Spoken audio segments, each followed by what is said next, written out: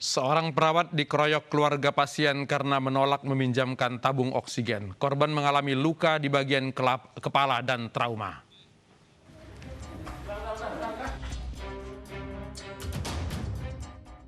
Randy Kurniawan, perawat di Puskesmas Rawat Inap Kedaton, Bandar Lampung, dipukuli orang tidak dikenal karena berusaha mempertahankan tabung oksigen di puskesmas tempatnya bekerja.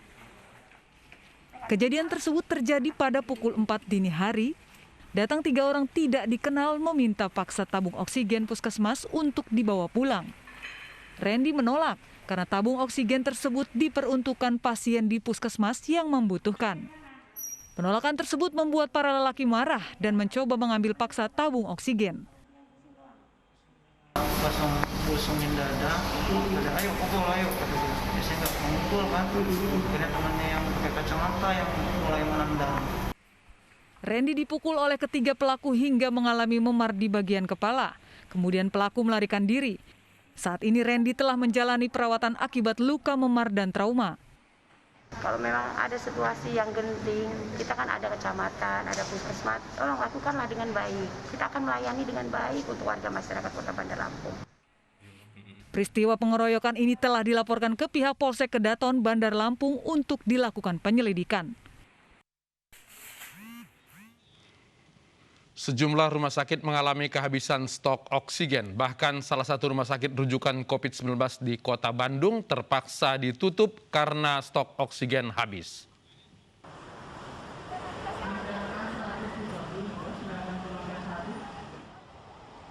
Kelangkaan oksigen akibat lonjakan kasus COVID-19 masih terjadi. Rumah Sakit Umum Pusat Dr. Sarjito Yogyakarta dilaporkan mengalami kekurangan stok oksigen. Gubernur Yogyakarta Sri Sultan Hamengkubuwono X menyatakan kekurangan oksigen tidak hanya terjadi di RSUP Dr. Sarjito. Memang memerlukan oksigen. Ya, kalau yang lain sudah bisa kita supply yang 38,5 tadi. Ya kan? Tinggal Sarjito, tapi kondisi dari Jawa Timur tidak mungkin bisa, sehingga tambahan dari Polda ini tidak sampai berhenti, tidak ada oksigen. Selain dari Rumah Sakit Akademik UGM, pasokan oksigen turut dibantu dari Polda DIY. Kiriman oksigen juga datang dari pihak distributor dari Jakarta. Sultan menegaskan meninggalnya sejumlah pasien di Rumah Sakit Sarjito bukan karena tidak adanya oksigen. Sementara di Bandung, Jawa Barat, Rumah Sakit Umum Daerah Cikalongwetan memutuskan menutup sementara layanan instalasi gawat darurat dan IGD karena mulai kehabisan persediaan tabung oksigen. Sebelumnya pihak rumah sakit akan membuka ruang tambahan perawatan COVID-19, namun terkendala minimnya pasokan oksigen. Cuman dengan kondisi suplai oksigen yang berkurang, jadi kita juga belum berani untuk membuka tempat tidur sampai jumlah yang 100. Kita pastikan dulu suplai oksigen di rumah sakit RSUD.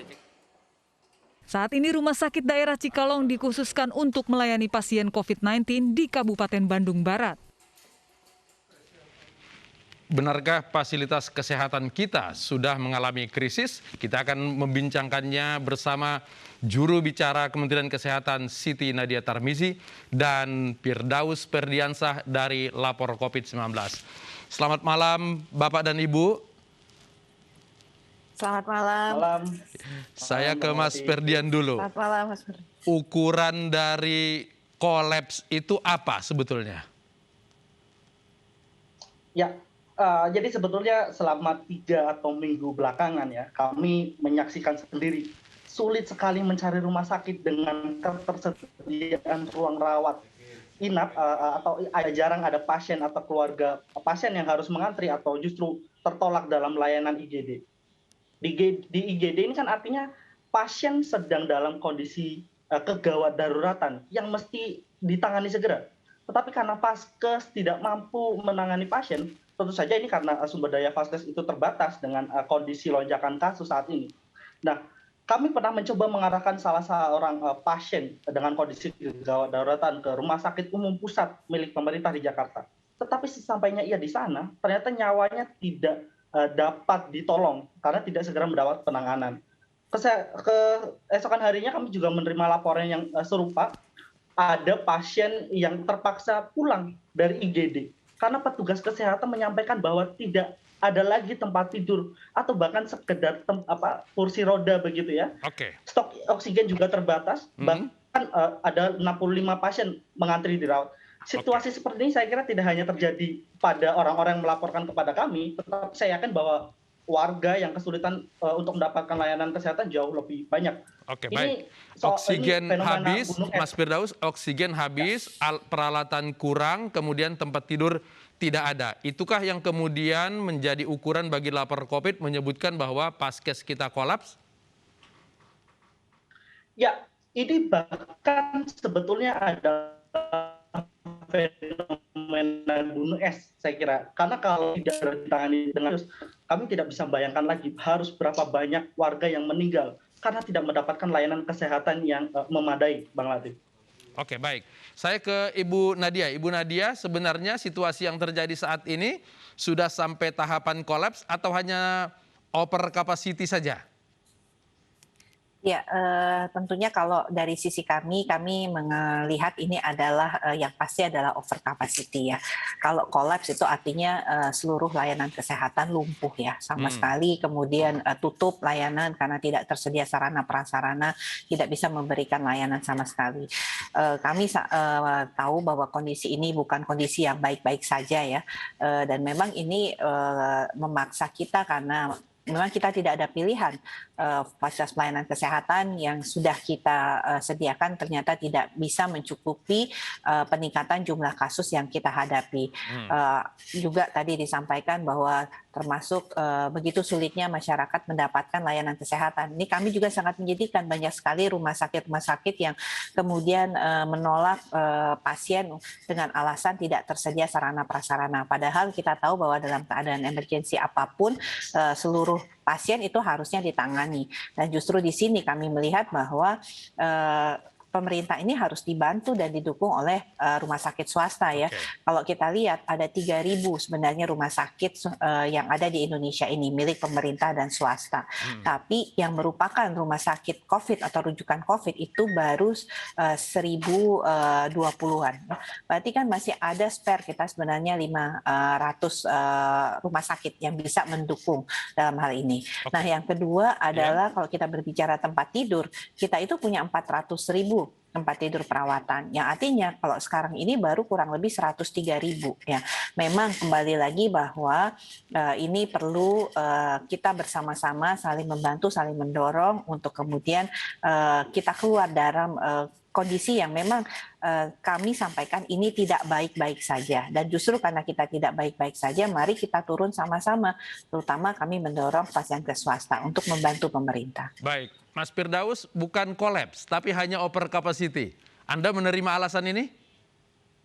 Ya, kalau tadi disebutkan bahwa ada sekitar 400.000 di mana baru 100 lebih sekian, itu artinya mestinya kalau misalkan ada pasien yang belum ditangani, mestinya harusnya bisa mendapatkan alternatif layanan kesehatan.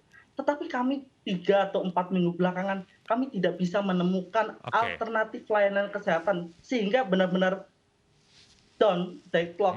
Kita nggak bisa membantu pasien atau warga untuk mendapatkan layanan akses layanan kesehatan. Mbak Nadia, apa ada sistem yang keliru? Alasan seperti itu. Ada sistem yang keliru ketika kemudian layanan tempat tidur masih ada, tapi ada yang keteteran tidak mendapatkan tempat? Ya, ini karena sebagian rumah sakit ini masih belum mau mengkonversi tempat perawatannya menjadi tempat perawatan COVID ya.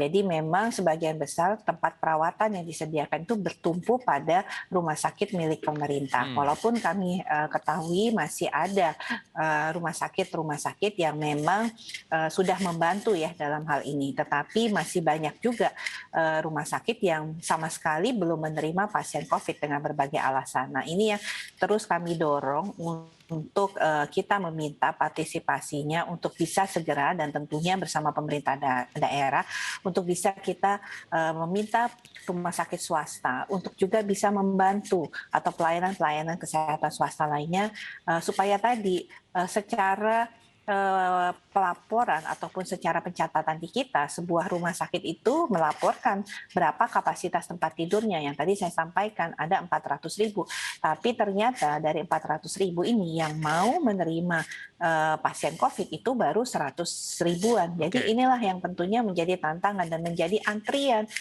karena tidak akan sanggup rumah sakit pemerintah sendiri dengan lonjakan kasus yang begitu besar setiap harinya. Ini kan hanya kita tidak mau berdebat soal istilah apakah kolaps, apakah over capacity. Faktanya di lapangan banyak orang yang kemudian meninggal tidak mendapatkan layanan kesehatan. Mas Firdaus, Anda punya data berapa banyak yang mengalami hal seperti ini? Ya, kami mencoba mengumpulkan data baik dari pemberitaan media massa atau media sosial. Hingga 4 Juli 2021, sedikitnya ada 291 orang meninggal saat melakukan isolasi mandiri di rumah. Warga atau pasien ini melakukan isolasi mandiri tentu bukan semerta-merta karena keinginan sendiri, tetapi ini juga dampak dari sulitnya mendapatkan ruang perawatan. Meskipun pada akhirnya mereka berujung pada kematian. Begitu Bang Latif. Iya, Bu Nadia, saat ini kan Kementerian Kesehatan kemudian menyediakan layanan telemedicine. Apakah ini juga bagian daripada pengakuan bahwa fasilitas di rumah sakit itu sudah tidak sanggup lagi melayani sehingga harus dilakukan telemedicine? Ya, sebenarnya kembali saya sampaikan ya bahwa kami sangat memahami situasi ini bukan situasi baik-baik saja. Tetapi tentunya pada kondisi seperti ini kita harus melakukan upaya-upaya pemilahan ya. Artinya untuk kasus-kasus yang berat dan sedang itu kita prioritaskan untuk mendapatkan perawatan. Sementara untuk kasus-kasus yang tanpa gejala atau ringan ini bisa melakukan isolasi mandiri. Tetapi kembali tadi yang sudah disampaikan oleh Mas Ferdi bahwa jangan sampai kemudian pada saat masyarakat melakukan isolasi mandiri tidak mendapatkan pengawasan dari tenaga kesehatan. Inilah kemudian upaya tersebut kita lakukan dengan adanya layanan telemedicine yang terhubung secara langsung. Jadi begitu kemudian hasil itu positif dan dilaporkan tentunya di dalam National Health Record kita akan mendapatkan data orang tersebut dan kemudian nomor telepon yang bisa dihubungi, artinya nomor HP di sana terdaftar, kemudian akan mendapatkan notifikasi melalui WhatsApp ya untuk kemudian dilingkan dengan telemedicine sehingga nanti bisa chat langsung dan kemudian bisa mendapatkan paket obat. Nah ini yang sedang kita lakukan uji coba awalnya besok ini di DKI Jakarta. Kenapa di DKI Jakarta? Karena kita tahu kasus paling tinggi juga di DKI Jakarta ya 10.000 hampir setiap hari kita dapatkan angka yang positif. Baik, kita sedang tidak baik-baik saja Bu Nadia. Kira-kira apa gebrakan atau regulasi yang akan dikeluarkan untuk mengatasi persoalan fasilitas kesehatan ini? Ya, yang pasti kita sedang mempersiapkan bersama dengan pemerintah DKI Jakarta adalah pertama mengubah Wisma Haji Pondok Gede ini menjadi rumah sakit lapangan. Ya. Selain itu juga kita juga akan menyiapkan ya juga kemungkinan ya Jakarta Expo yang ada di Kemayoran itu juga sebagai cadangan untuk rumah sakit lapangan ya. Jadi dengan harapan ini menambah kapasitas sementara tentunya pembukaan seperti untuk isolasi terpusat, rusun dan nanti kita akan identifikasi lagi fasilitas-fasilitas tempat pelatihan atau diklat yang masih memungkinkan untuk kemudian dijadikan sebagai tempat isolasi terpusat. Ya. Selain tadi telemedicine yang menjadi alternatif untuk masyarakat yang akan melakukan isolasi mandiri. Baik, Mas Firdaus, apa kira-kira yang masih atau celah yang masih bisa diambil oleh pemerintah untuk mengatasi persoalan yang terjadi saat ini? Ya, mesti tentu pemerintah segera menguatkan fasilitas layanan kesehatan primer. Karena itu garda terdepan untuk melayani kesehatan kepada masyarakat. Itu yang mestinya harus dikuatkan. Tidak hanya persoalan pada rumah sakit atau mungkin salah satunya telemedicine itu tadi. Tetapi teman-teman tenaga kesehatan di puskesmas, bidan desa, itu mereka juga harus disupport Ya. bagaimanapun caranya, begitu. Oke, terakhir ke Bu Nadia. Bu Nadia, sekarang sedang berlangsung PPKM darurat. Target dari PPKM ini dari Kementerian Kesehatan dalam hal supaya Paskes bisa kembali melayani atau Nakes sedikit bisa menarik napas, bagaimana? Ya, kita tahu sebenarnya kriteria itu adalah 3 setidaknya ya, penurunan kasus baru, kemudian penurunan angka keterisian tempat tidur, dan terakhir adalah penurunan angka kematian ya. Dan ini kita berusaha pertama memperluas testing ya, karena dengan memperluas testing kita segera bisa mendeteksi lebih dini, memutuskan rantai penularan.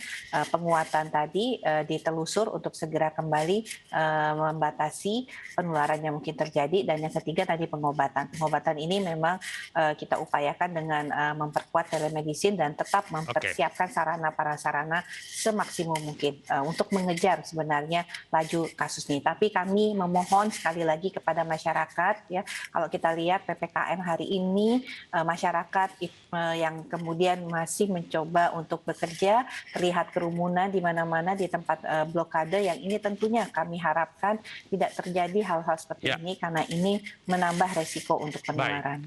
Oke, kita semua harus bersama-sama karena situasi sedang tidak baik-baik saja. Ibu Siti Nadia Tarmizi, terima kasih, dan juga Mas Firdaus, terima kasih.